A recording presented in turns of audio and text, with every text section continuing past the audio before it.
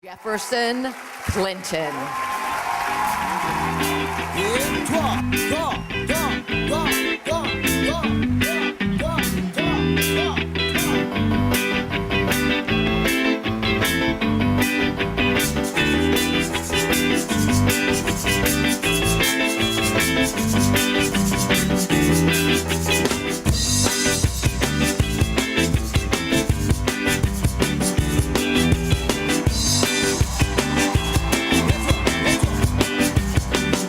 Thank you. Thank you. Thank you very much.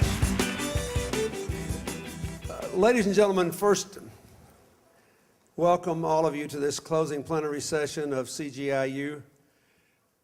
The students who have been participating and others are here on the floor. There are lots of people, however, in this crowd who are not here today. So very briefly, let me just tell you what we've been doing.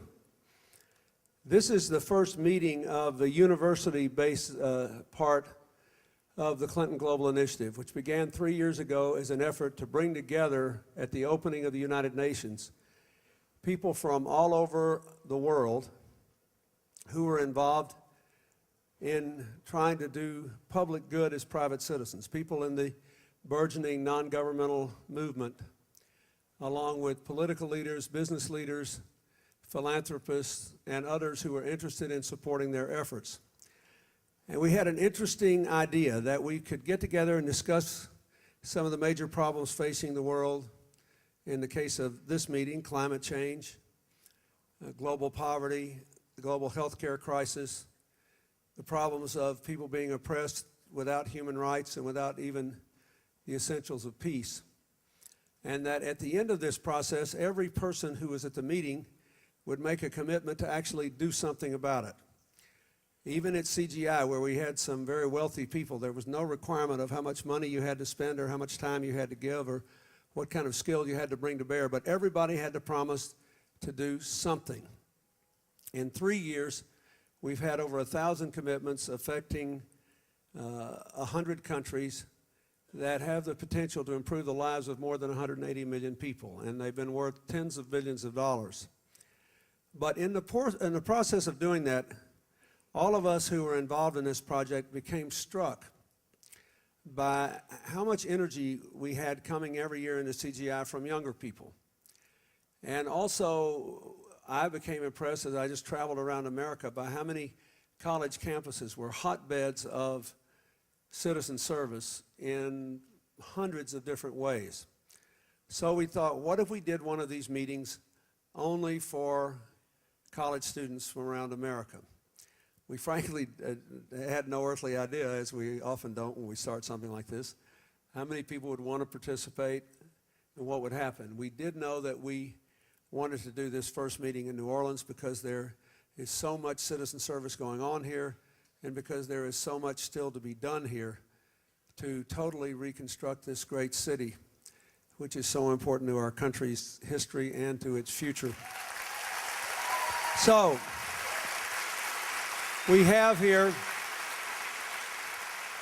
for those of you who have not been here, we have almost 700 students participating and many college and university presidents.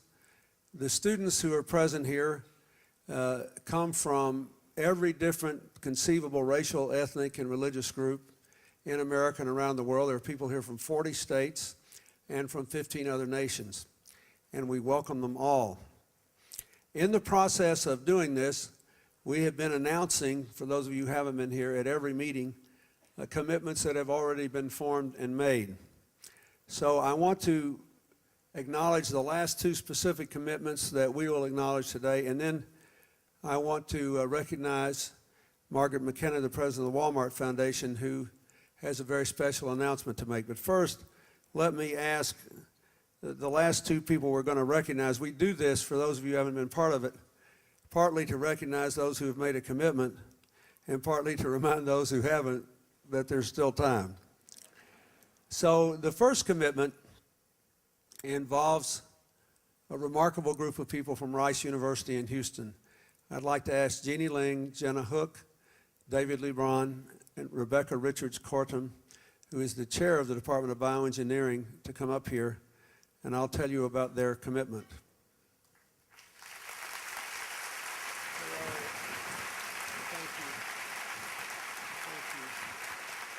again there.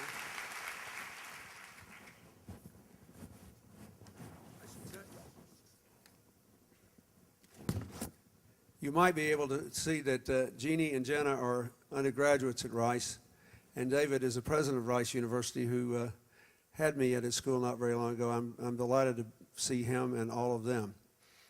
Their commitment is to build upon the commitment Rice made at the 2007 Clinton Global Initiative last September to advance global health technologies and education.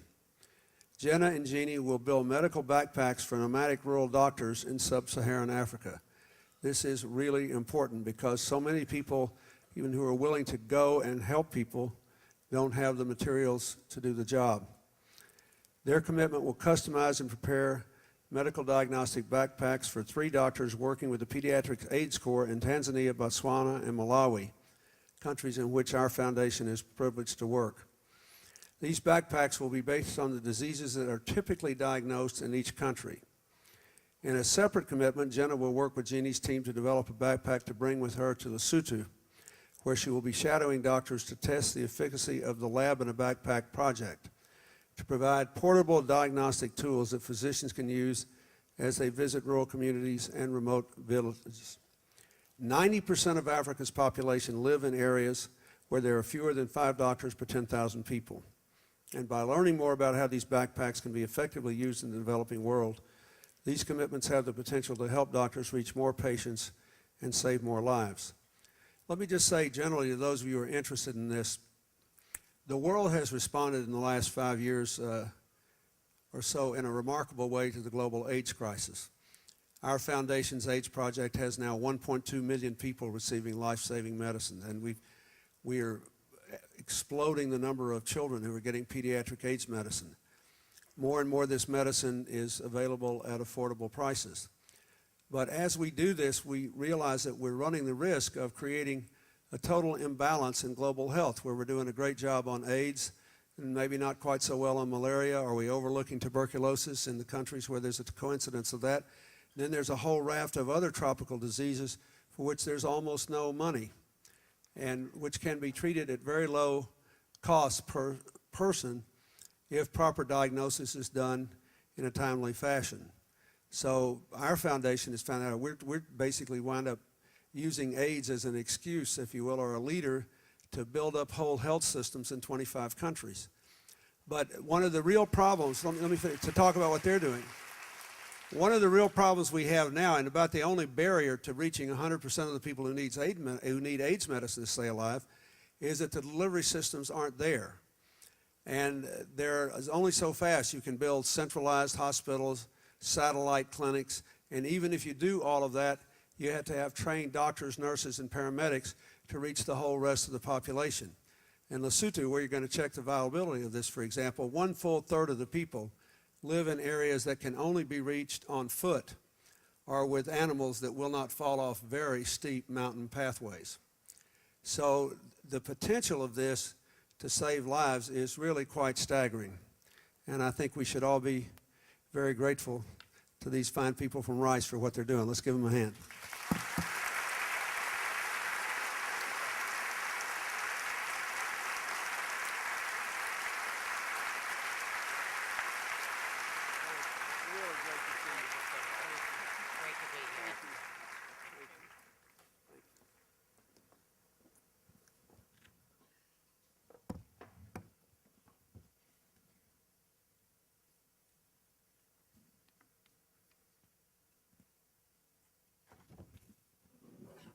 Our final commitment involves Dr. Ruth Simmons, the president of Brown University and a graduate of Dillard University in New Orleans, and Marveline Hughes, the president of Dillard University in this great city.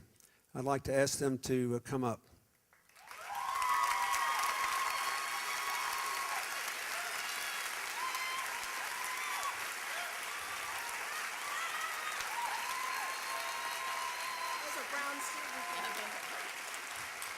These are the Brown students taking care of their own here.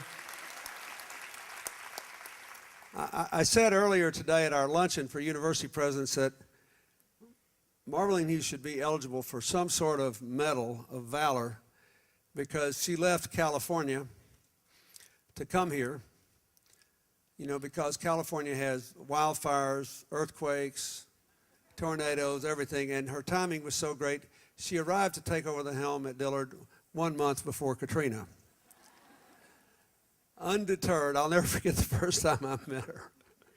And we were having a meeting of the Bush-Clinton-Katrina Fund and what she needed. She said, "What do I need? You got to make the whole thing over again. I just got here." But she has really been brave and spunky, and I'm very grateful to her. And of course to Ruth Simmons, one of the great educational leaders in America. Their commitment is to expand the Brown-Princeton-Dillard partnership by now focusing on efforts to make Dillard University a sustainable campus, to work to green the Dillard campus facilities and further sustainability research and education. After Katrina hit, Brown assisted Dillard's recovery by donating research equipment and helping to rebuild the library collections. Brown now commits to help develop campus and community projects, beginning with a campus-wide recycling program, and to examine opportunities to make the transportation and dining options more eco-friendly. They will also collaborate to improve the educational and research opportunities relating to sustainability. This will have a direct impact on Dillard's 1,100 students and the New Orleans community at large. And I should say that campuses are ideal settings to develop these kinds of strategies, systems, and technologies to reduce energy use and greenhouse gas emissions that then can be scaled up to embrace the entire community and eventually whole states. Our foundation works with university and college presidents around America to do this. And if you think about it, this is an interesting little fact. 6% of all of America's greenhouse gases are generated on college and university campuses because they're big businesses. And a lot of their research activities are fairly energy intense. But there's a higher percentage of people on those campuses who understand global warming and understand the options to generate a new and very different and ultimately more prosperous and more fair economy by building sustainable campuses than on any other group of structures in the entire United States, perhaps in the entire world. So I hope that what Brown and Dillard are doing will be followed on every single campus in this country. There's really no excuse. We should have a goal of making every campus in America completely carbon neutral, and we could do it, and they can help us. So,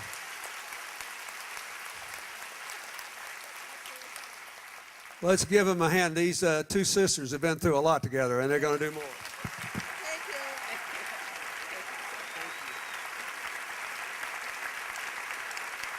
Thank you, Mr. President.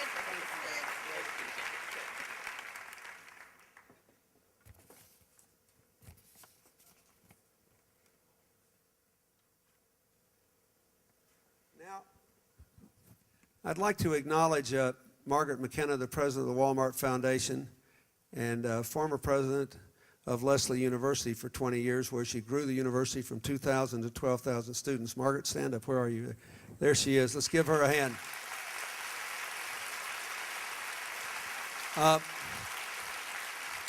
I want to explain this commitment and explain. This is one thing we were really worried about when we started this. At the regular Global Initiative, we have a full-time, year-round commitments office. And they work all year long trying to help people who are trying to develop commitments, to develop things that are meaningful, that will make a difference, and also to try to help people who come to us and say, look, I want to give money to something good, and I'm interested in human rights in Darfur, or I'm interested in global poverty, but I don't have a clue. I got $100,000 and I don't have a clue what I can do to get the highest rate of return for this. Help me find a partner. So we try to match partners with commitments.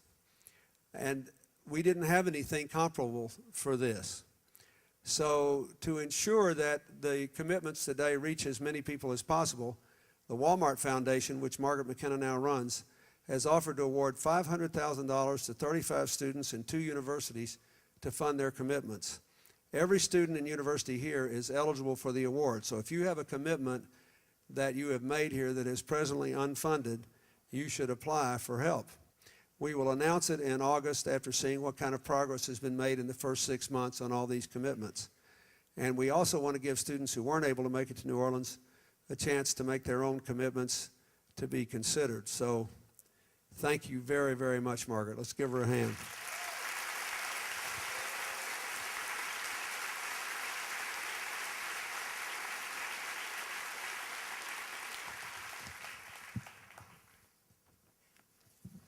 In view of my advancing age, they make me a list of everything I'm supposed to say. I want to make sure I haven't forgotten anything. I want now, since this is basically an event for and in large measure by the students, I want to recognize a couple of students and give them a chance to come up here and just say a few words about their experience. First, a student from the University of Chicago, James McKinney. James, would you like to come up here? Where are you? Come on up.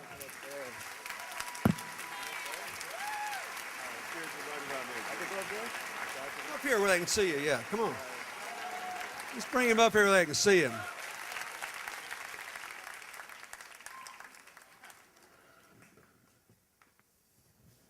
Okay. Well, Mr. President, my name is James McKinney. I'm from Forest City, and I'm currently attending the University of Chicago, an econ major. And I came here this weekend with the question of how I could do my part to combat global poverty. So this morning I attended the general working session on poverty alleviation, and I believe we may have found a solution or two to addressing the problem. This weekend alone, one amazing commitment was made to fund the construction of schools in Lebanon that would give children their books instead of guns.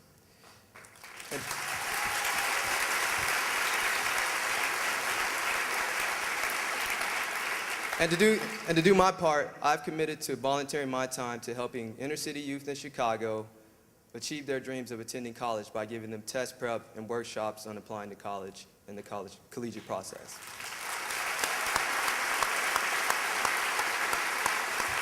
So I think that's my time. I'm going to introduce my friend Aram Adadavo, and she's going to come up and give you a umbrella too. Sure.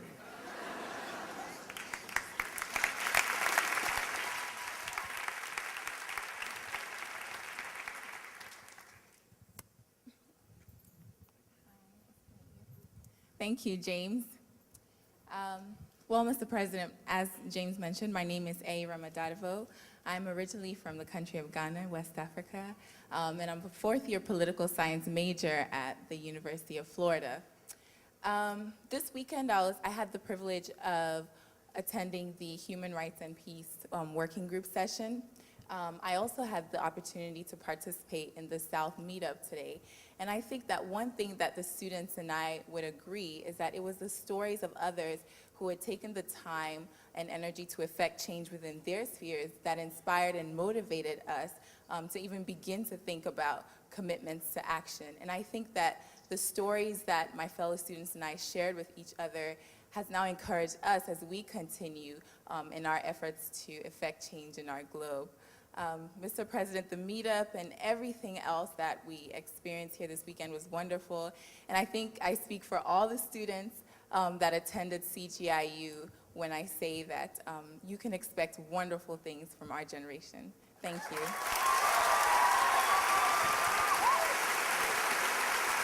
Thank you very much. Thank you. Thank you. I would like to again thank Dr. Scott Cowan, the faculty, the staff, and the students at Tulane for opening the campus. Let's give them all a big hand.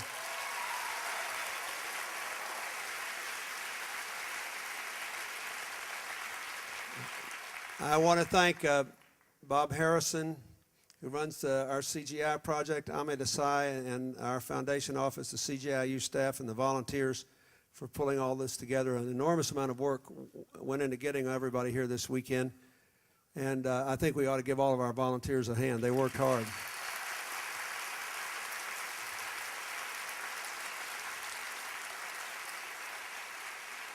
I want to thank the moderators and the panelists, and especially the university presidents for coming.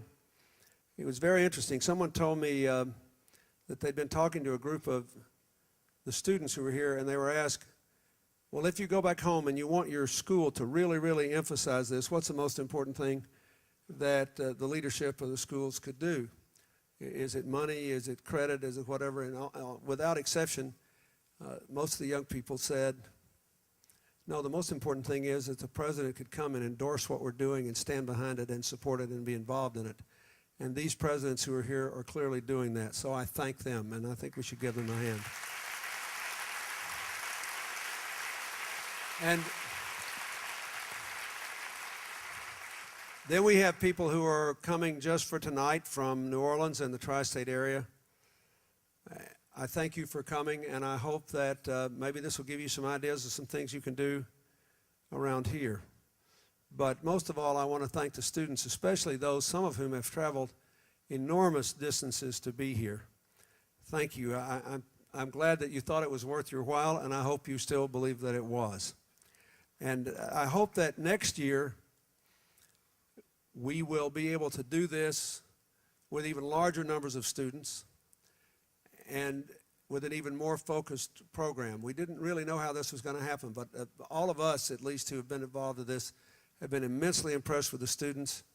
We believe you are the pioneers of a new generation of philanthropy, that you see entirely new ways to give and to work together. So I hope you have enjoyed it, and I hope you will be willing to tell everybody back in your, on all of your campuses that it was a good thing, and I hope that the publicity coming out of this will enable us to have venues and the means to have a much larger number of students involved next year. And I thank you very, very much for being here. Now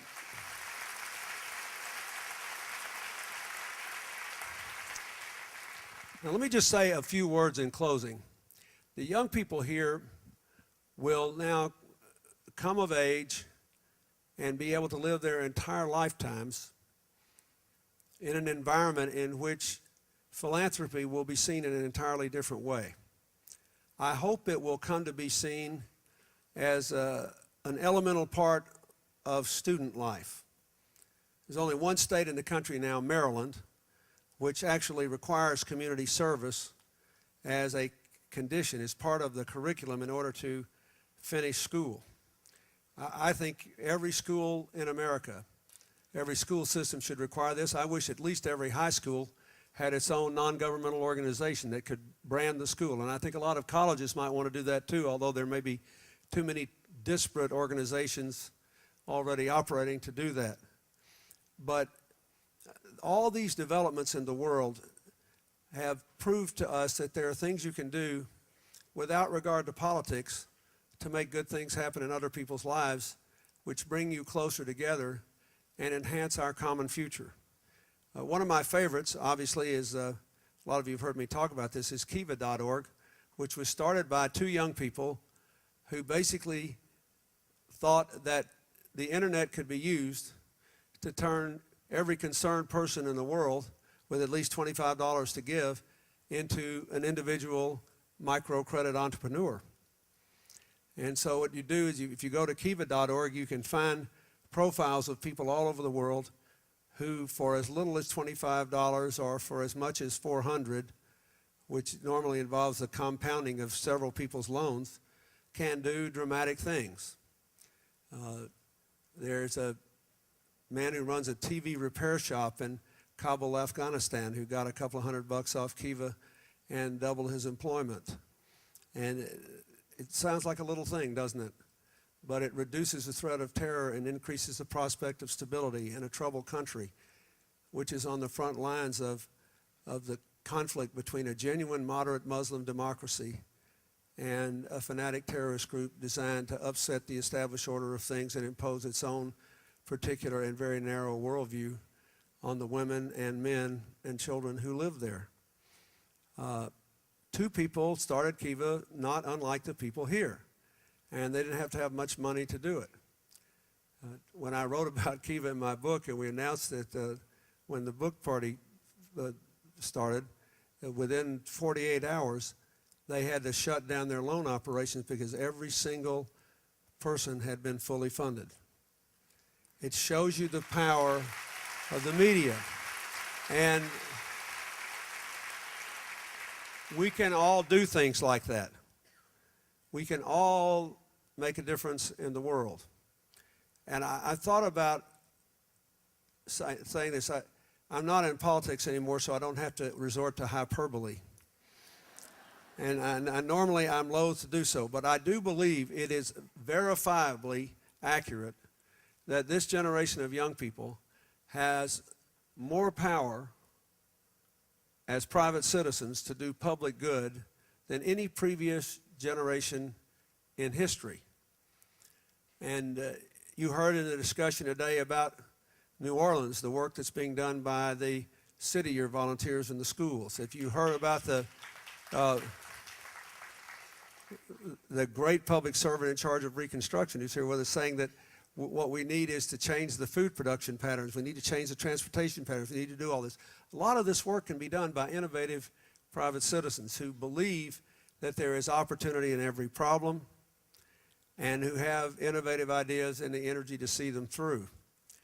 Also, your generation understands the technology that is at your fingertips more than any previous one.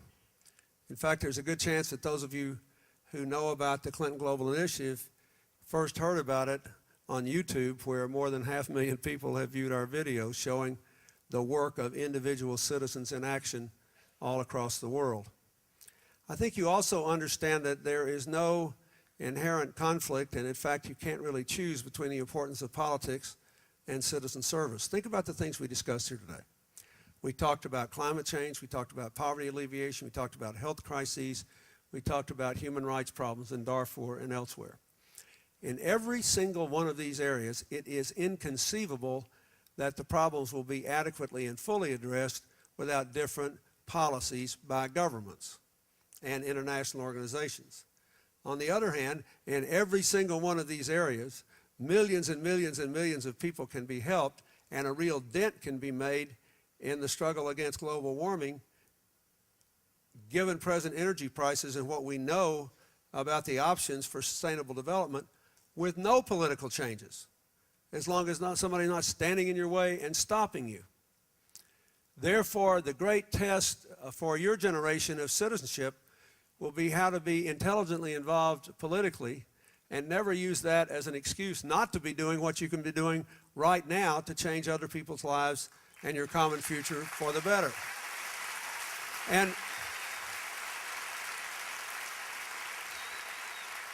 the key to all of this is to relentlessly think about the same thing. How can we take the good intentions we all have and turn them into positive changes in other people's lives around the corner or around the world? For those of you who aren't students here, you can be a part of this too. You can go home and log on to our website, mycommitment.org, and either make a commitment or say you want to and get our people to work with you to develop one. And I want to say one more word before we leave New Orleans. You all clapped when I mentioned this at first. This city is unique in American history, and there are very few places like it anywhere in the world. Montreal probably comes the closest in Canada. But New Orleans is the capital of the old Napoleonic Empire in the United States. By the time Napoleon had it, it had also been ruled most of the area of the Louisiana Purchase by the Spanish. When Thomas Jefferson bought the Louisiana Purchase for $15 million, about $1 an acre, less than $1 an acre, we were largely a country dominated by English and Scots. We were largely a British people, and Scots-Irish, mostly Protestant then, with a fair number of Dutch people in New York and substantial German populations, most of whom were then in Pennsylvania. Just the purchase of Louisiana made us a French country and a Spanish country as well, and diversified the Native American tribes who were part of our original heritage. It began the expansion of America as a continental nation, without which the future of this country would have been very different. New Orleans then became our gateway to the Caribbean and its cultures, including the culture of Haiti, with all of its interesting elements, most of them imported from the West African country of Benin and surrounding areas. So all of this here is important to us. It then became the birthplace of Dixieland music, which was the basis of jazz, which was the basis of rock and roll, which became the basis of rap. Now, I say all this to point out, and hip-hop and all that stuff I'm supposed to know about, I don't. The point of all that is this. It doesn't matter if you've never been here, if you don't know what Mardi Gras means. Doesn't matter. It is inconceivable that this country would not want the complete and total rebuilding of this place in a way that not only preserves this unique, incredible past, making it a city apart from all others in the United States, but also to give it a better future, because by the time Katrina hit, a lot of people were suffering a disaster every week in New Orleans anyway, because of the absence of economic and other opportunity. So I want to say again how grateful I am to the mayor, to all the people involved in the reconstruction effort, everyone. Thank you very much for having us. And for those of you who are working in New Orleans and those of you who might yet do so, you ought to keep it in mind. It is a great test of our national character and our understanding about the importance of our history and our culture, whether this city comes back stronger than it was before Katrina hit. And all of us can play a role in that. All of us, every single one of us. Now let me say one other thing. Good thing I'm deaf, I guess. Let me say one other thing.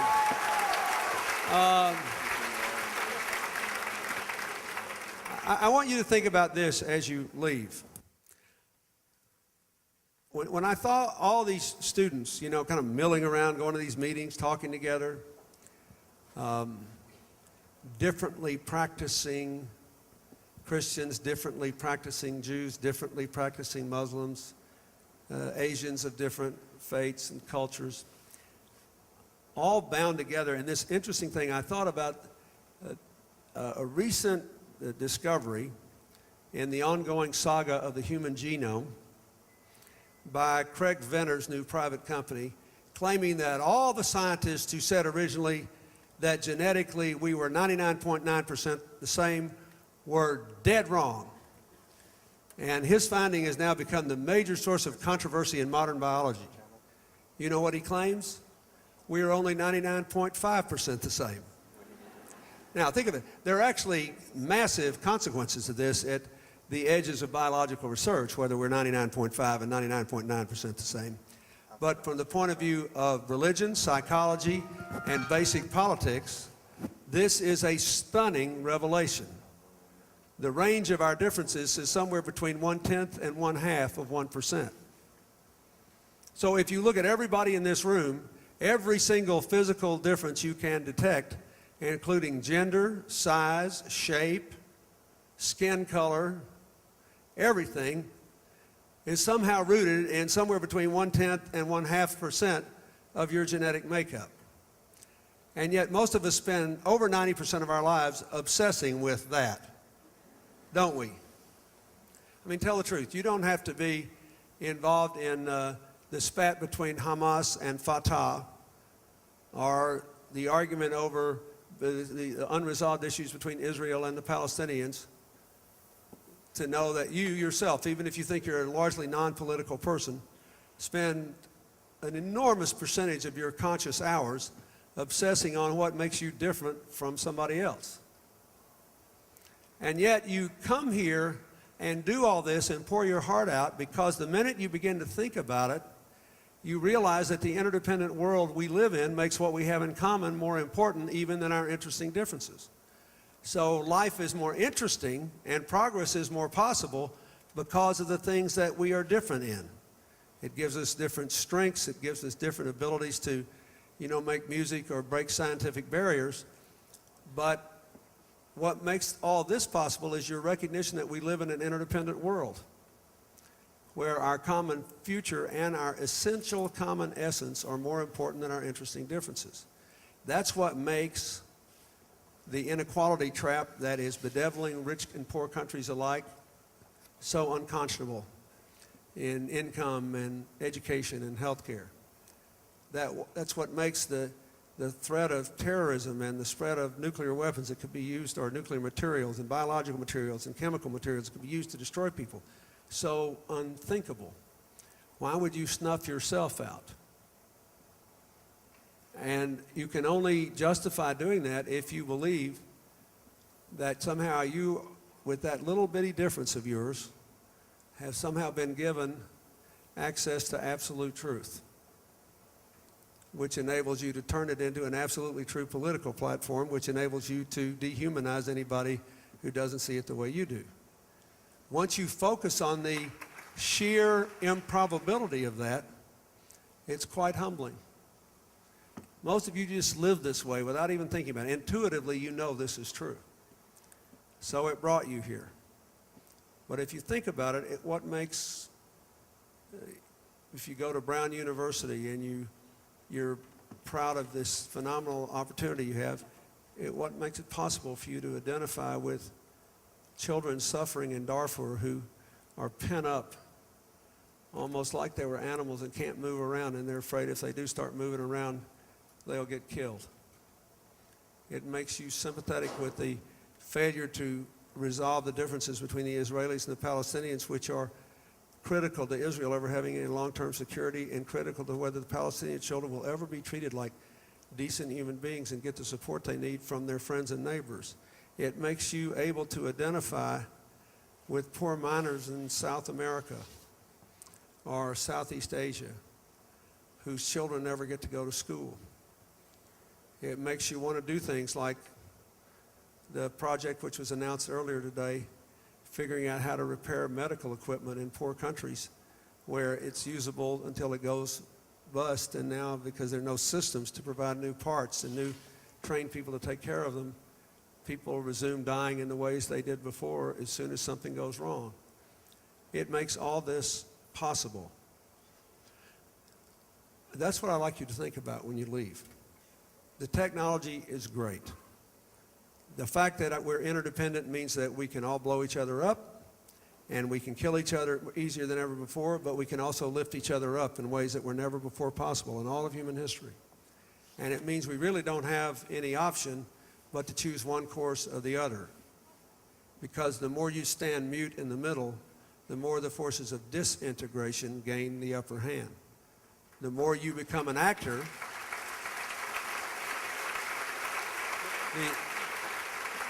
the more you become an actor, the more you see the solution in every problem, the promise in every peril, the more the nihilism that is arrayed against you looks empty. And that's what really this is all about. I have always been convinced that the great promise of America is that we were dumb enough to believe that the future could always be better than the past. And our founding fathers believed that. They gave America a mission that should be the world's mission. Look, I mean, these guys knew, they were smart. They knew better than to believe you could keep a country forever where only white male property owners could vote. Even I couldn't have been a voter. In my family, we would have been poor white trash working for somebody else, no property, we're scratched too. But you think about that. These people in that society pledged their lives, their fortunes, their sacred honor to form a more perfect union on the premise that all people were created equal. Brain science shows it too, you know. These sophisticated machines that study the brain now tell us that give or take 99% of all the people on earth can learn about 100% of what they need to know to function in any kind of sophisticated society. People have equal intelligence, they work hard. In fact, people in the poorest countries often work harder than people in the richer countries do just to keep body and soul together, and have to be much more creative, almost like social gorillas, to figure out how to navigate a chaotic environment.